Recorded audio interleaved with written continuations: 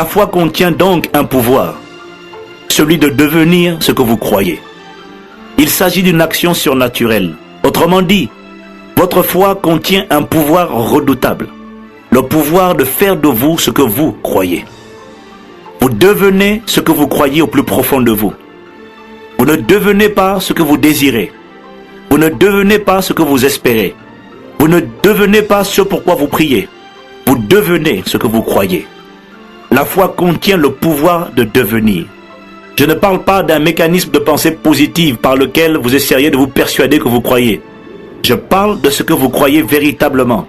Or, ce que vous croyez véritablement provient de ce que vous voyez dans votre esprit. Vous avez reçu le pouvoir surnaturel de devenir ce que vous croyez.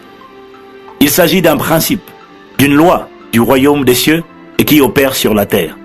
Faites donc attention à ce que vous croyez. Par quel processus s'opère cette manifestation de ce que vous croyez?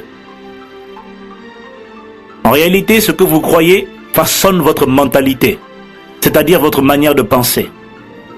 Vos pensées, donc la partie invisible, déterminent vos attitudes. Vos attitudes déterminent vos habitudes. Vos habitudes déterminent vos actions, ce que vous faites au quotidien. Et vos actions déterminent vos résultats, les fruits, c'est-à-dire ce que vous recevez dans la vie. Je pourrais aussi dire que toute action produit une réaction et cette réaction se traduit par un résultat. La clé de la réussite ou de l'échec dans la vie se trouve dans les actes que vous posez au quotidien, c'est-à-dire dans vos habitudes. Il y a quelque chose que vous faites régulièrement et qui permet de dire à l'avance si vous allez réussir ou si vous allez échouer. La réussite ou l'échec sont prévisibles et ne dépendent absolument pas du hasard. Un champion ne devient pas champion sur le terrain, mais à l'entraînement.